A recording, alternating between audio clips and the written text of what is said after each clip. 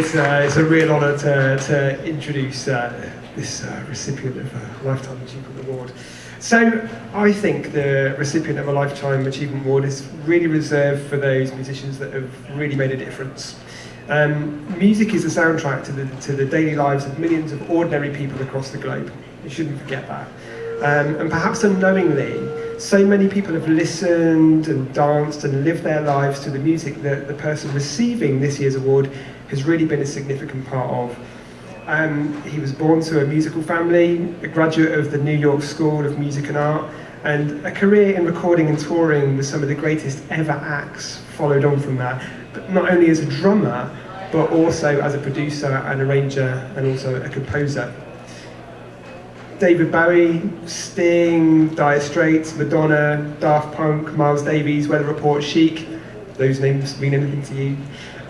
You've got to be pretty special to be asked as a musician to play drums for those kind of acts and really provide the drive behind their music. In fact, the late David Bowie, of who I'm sure we are all huge fans, he himself described this recipient as a fascinating drummer with impeccable timing and always fresh in his approach. And I'm sure that millions of drummers across the globe that follow and are inspired by this recipient will attest to that as well. Our award winner has really been quick to embrace music technology, pioneering the latest gear to provide sounds, expression, and musicality that it's actually taken others years to embrace and take hold of. And when we launched our game-changing V-drums in 1997, he was one artist to recognise the versatility and the sonic palette that electronic percussion can bring, and quickly becoming an ambassador for our drums, travelling the world over to become an advocate of Roland.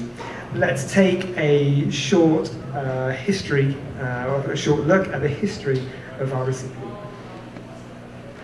He has played with every big artist in the world. He has played with Joe Salvo and Weather Report. Ladies and gentlemen, please welcome Omar Hakim.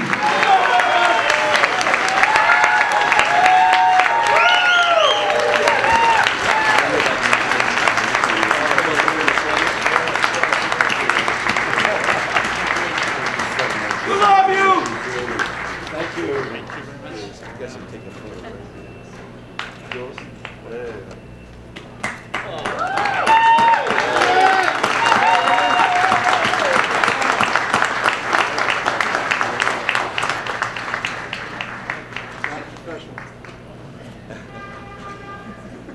Come on, Scott. All right, go ahead, man. All right, hold that for you while you give Oh my gosh, wow. This is really amazing. Thank you, everyone. Thanks to Roland, Mr. Mickey-san, thank you so much. Brian, Mark Nelson, Jay Wanamaker, where are you guys? Everybody's here. Thank you so much. This means the world to me. You know, what I realized when I reviewed my time as a Roland artist, what came to mind right away is the importance of relationships. It's one thing to discover the gear and to figure out how you're going to deploy it into your professional life and, you know, and all of that. But what's really made this journey with Roland special is all of the friendships that I've developed over the last 25 years. And I have many, many people to thank that are part of my journey with Roland.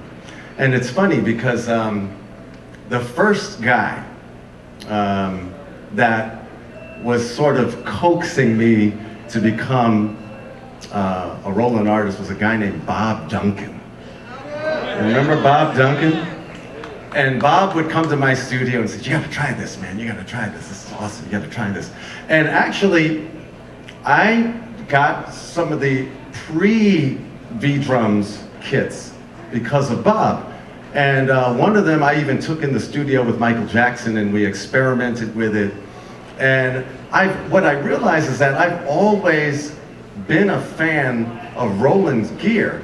And even more importantly, what we don't realize is that Roland gear has been really part of the foundation of a lot of music that we've been listening to for the last 50 years. And one of my earliest memories of Roland gear was a little device that I heard on a record by Sly and the Family Stone. And this box was invented by the founder of Roland, Mr. K. And this thing was called the Rhythm Ace. And leave it to Sly Stone to come up with a really cool way to use this on a record. We've been listening to Roland gear for a long time. You remember Family Affair by Sly and the Family Stone? Okay, and it just went from there.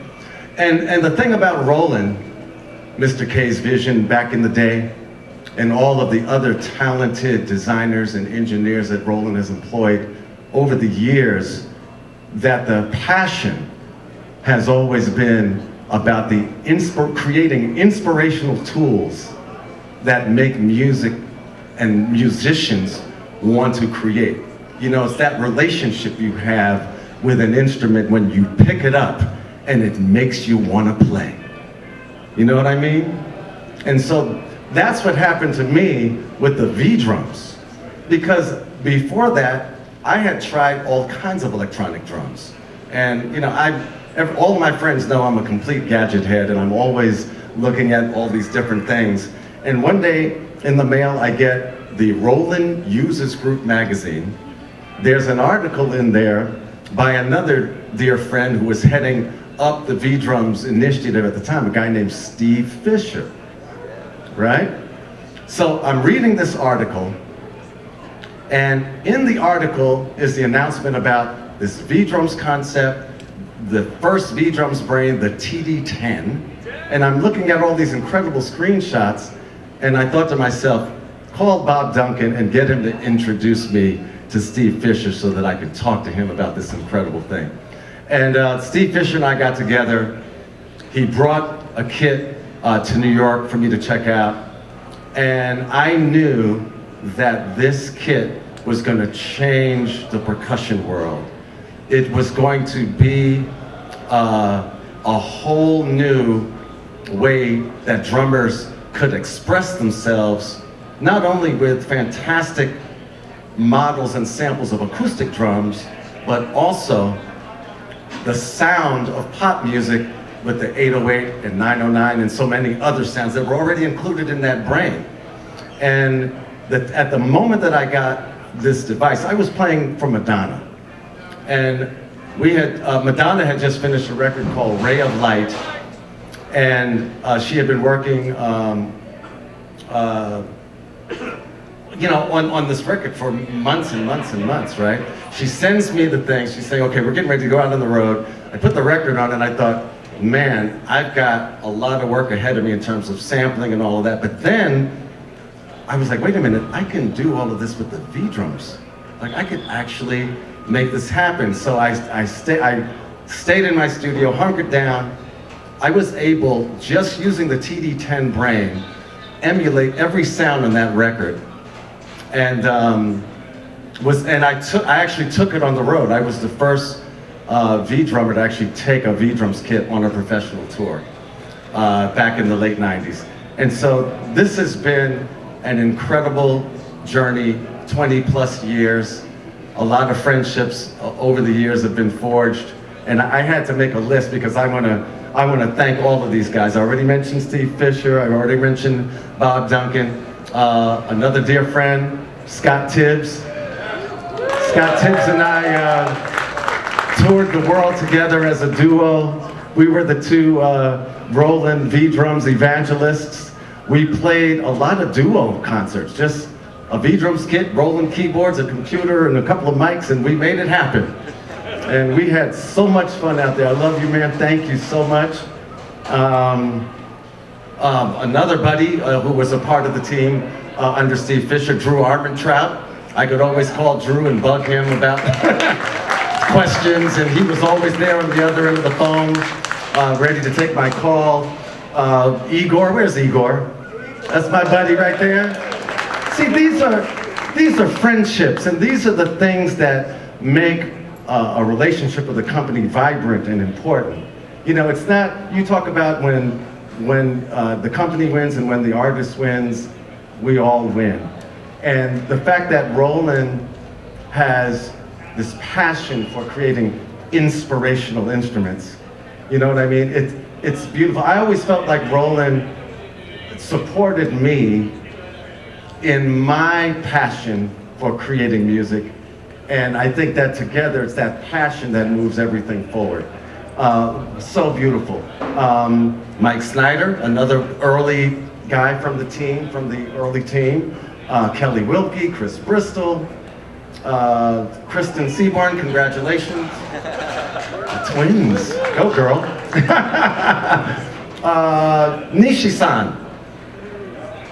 Okay, we can't forget Nishi, right? Michael Shack, the man, my buddy.